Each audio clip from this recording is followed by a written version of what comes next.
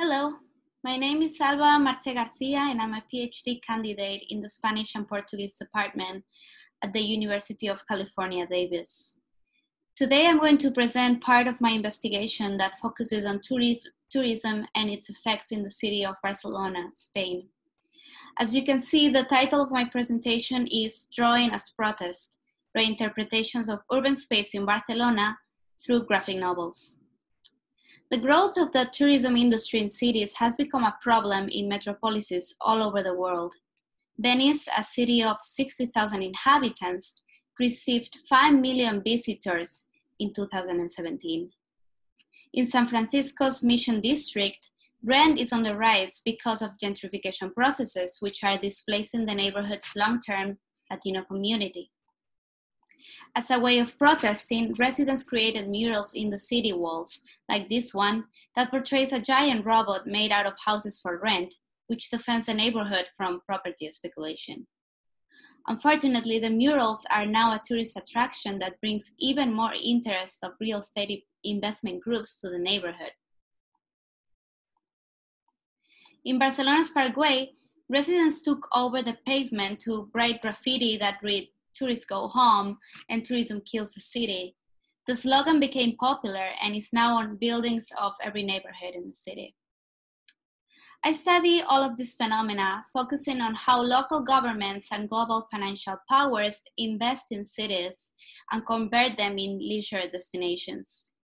Metropolises are converted into consumable products for the global economic system and the foreign visitor, customers that consume the metropolis as a luxurious and fun commodity.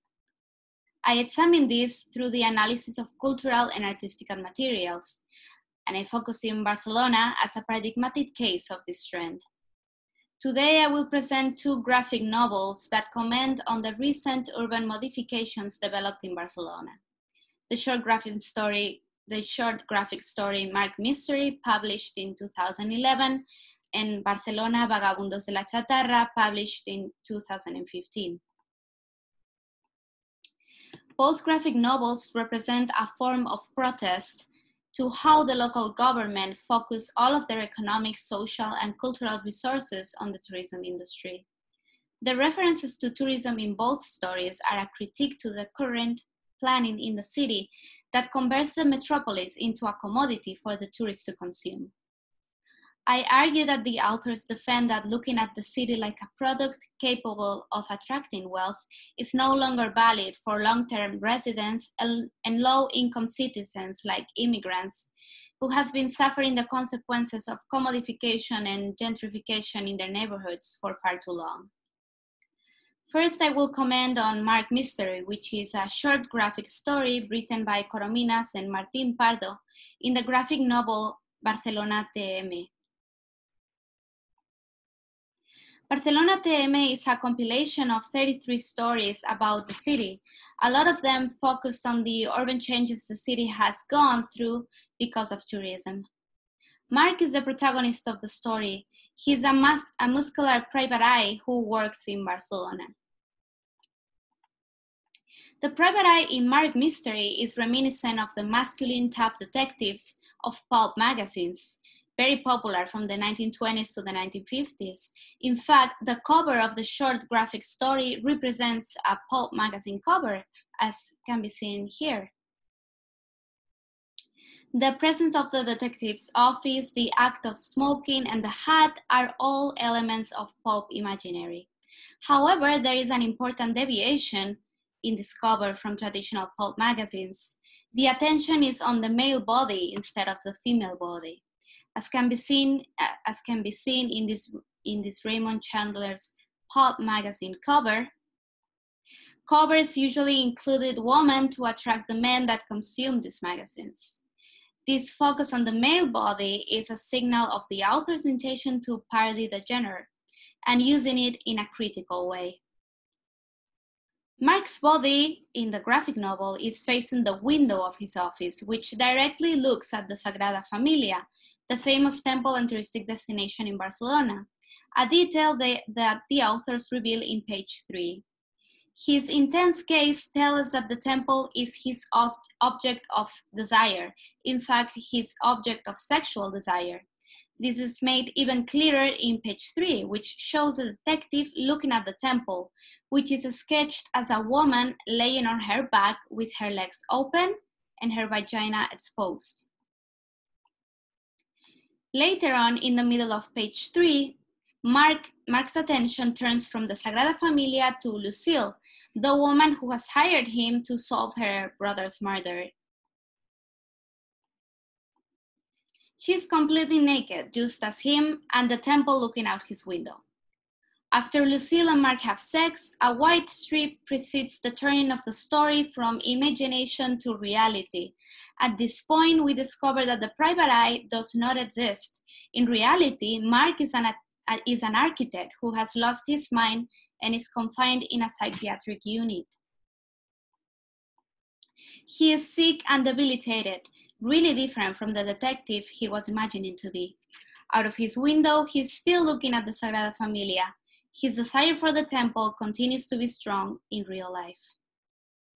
There is a connection between the Sagrada Familia and Lucille, the woman in the story. Both are sketched as women. Both are women that the detective/architect desires. The urban spaces of Barcelona are women he wants to consume. This idea is related to the history of urban space being traditionally planned and consumed by men. Walter Benjamin's flaneur, the representation of the masculine observer of the growing European cities of the 19th century, is an example. Moreover, the flaneur is the basis of the concept of the male gaze, and according to researcher John Urey, from the male gaze also comes the tourist gaze, both characterized by the consumption of woman and space, respectively. The Sagrada Familia is very often the first building tourists visit when they get to the city of Barcelona. It is the first element of Barcelona they consume. With his fixation on the temple, the authors are illustrating the main narrative organizing urban space in Barcelona. The local Catalan government has converted Barcelona into a consumable product for global financial companies, real estate investors, and the foreign visitor, actors who enjoy the services provided by the city, prepared to satisfy them. The masculinity present in the story also reflects on the powerful parties organized in Barcelona until very recently. Since the celebration of the 1888 Universal Exposition up until 2015, male architects, urban planners, politicians, businessmen, and financial investors control the city, modifying its spaces. Sometimes these urban transformations included a social perspective, as it is the case with the 1992 Olympic Games, which restored the city's outskirts, historical center, and port, and created parks and public spaces like squares for the long-term resident enjoyment. However, in the majority of Barcelona's recent urban transformations, such as the Fórum Universal de las Culturas in 2004, the social element was secondary and not always present. Considering all of this history, it is really telling that real Marc in the story is an architect. The desire of Marc's eyes while contemplating the Sagrada Familia illustrates that he wants to continue to possess the city, but he is no longer able to do so due to his confinement in a psychiatric unit. The authors are clearly indicating that the current urban organization based on tourism is sick, crazy, and no longer valid. With the confinement of the architect, Corominas and Martín Pardo are advocating for control measures on new constructions that foster the Barcelona brand. The second material that I want to introduce today is Barcelona, Los Vagabundos de la Chatarra by Jorge Carrión and Sagar. Here the authors take a different approach, as they define their work not as a graphic novel, but as graphic journalism. They defend that everything in the graphic novel is a real illustration of an investigation they did on junkyards and scrap dealers in Barcelona. They focus on a factory in the neighborhood of Poblenou, epicenter of the scrap dealers' world, occupied by 300 people, most of them illegal immigrants. The focus of the critique is in the city hall's intention of erasing the immigrants' presence from the image of global touristic Barcelona. The authors also emphasize the hypocrisy of the system because the institution trying to eliminate immigrants is using them to construct hotels and infrastructures to attract global visitors and businesses. Apart from this, the Catalan independence movement is portrayed as a smokescreen to distract local population from both the suffering and mistreatment of the immigrants and the turning of the city into a product for the global visitor to consume. One important idea that the authors repeat in the graphic novel is that Barcelona is multiple cities at the same time. The most criticized image of the city is the one focused on tourism. Several pages of the graphic novel are dedicated to architect Fermín Vázquez, responsible for the restoration of El Encant's base, a flea market where scrap dealers are very, very present. A drawing of Vázquez explains that the renovation will allow the market to directly speak with the Sagrada Familia and the Akbak Tower. The Akbak Tower, which is right next to the market, is a tourist and modernist it's a tourist and modernist symbol for the city. During the graphic novel, several interviewers explain that the renovation jeopardizes the functioning of the market that is ruled by Moroccan immigrants. This market functions through the auction of the belongings of deceased people. This old practice, which dates back to the 13th century in Barcelona, is concealed under a modern dome in their restoration project. And here you have a picture of the dome. In another page, Vázquez, the architect, reappears to ensure that the dome of Els Encants does not hide activities developing in there, but acts as a mirror through which the market looks back at the city. The reference to the mirror, mirrors show an image, which does not have to be the real one, and the explicit interest of turning the market into an attraction like the Akbak Tower and the Sagrada Familia indicates how the town hall is pushing the touristification of all spaces of the city. At the same time, it highlights how extremely contradictory this enterprise is. The city hall is trying to hide immigrants from the tourist city, concealing them, for example, under a modern dome in Els Encants, but does not eliminate them as they are basic for the market's wealth and therefore basic to attracting visitors to the new modern outside appearance of the market. A few pages after showing us touristic Barcelona, the authors introduce us to the world of the scrap dealers, defined by poverty. This world is another city in itself. The authors visit an occupied factory with 300 occupants, with bars, restaurants, and even a mosque. It is obvious that this immigrant city is directly in contradiction with the touristic city the authors introduced earlier. Through interviews with several immigrants in the occupied factory, the reader learns about their misery, the everlasting threat of eviction, the difficulty of making money from other people's trash, the dangers of not having a paycheck and money to provide to their families. The scrap dealer's world is not the only hidden world in the city of Barcelona. This world is supported by other underworlds, such as the legal junkyards and the port area, where they recycle metal sea containers. And this area is located very closely to the beaches visited by millions of tourists every year. These other underworlds, however, are legal and controlled by Catalans and Spaniards.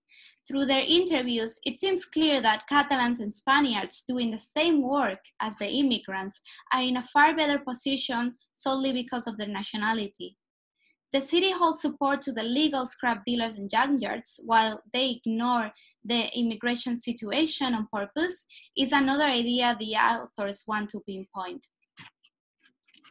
The very different and contradictory cities developing inside Barcelona are brought together in the ending of the graphic novel. The authors here combine real tweets from the town hall's account in Twitter with drawings of the demolition of the factory where the 300 immigrants lived. Some of the tweets indicate the reasons of the demolition. The city hall wants to build new hotels in the area and create a commercial expansion.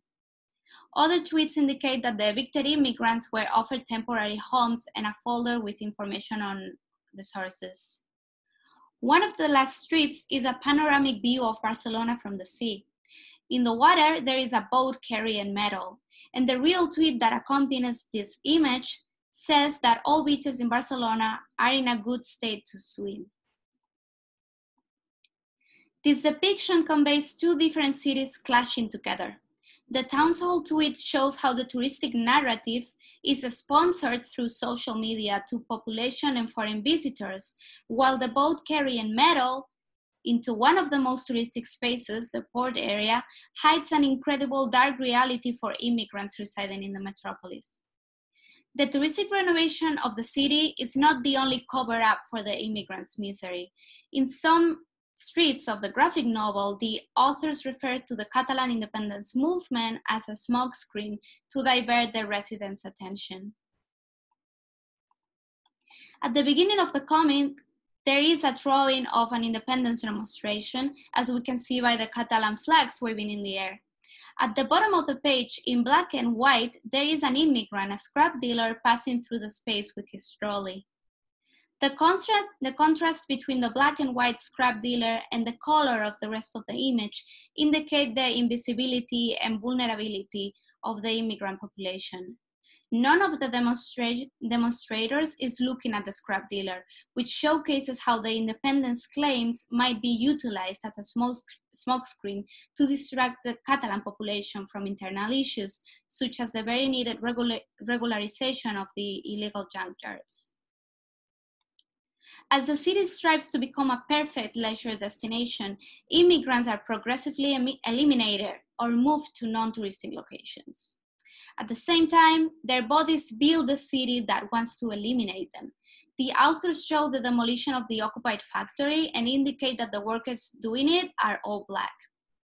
During an interview, one of the illegal immigrants indicates that he participated in the subway's construction, one of the basic modes of transportation in Barcelona.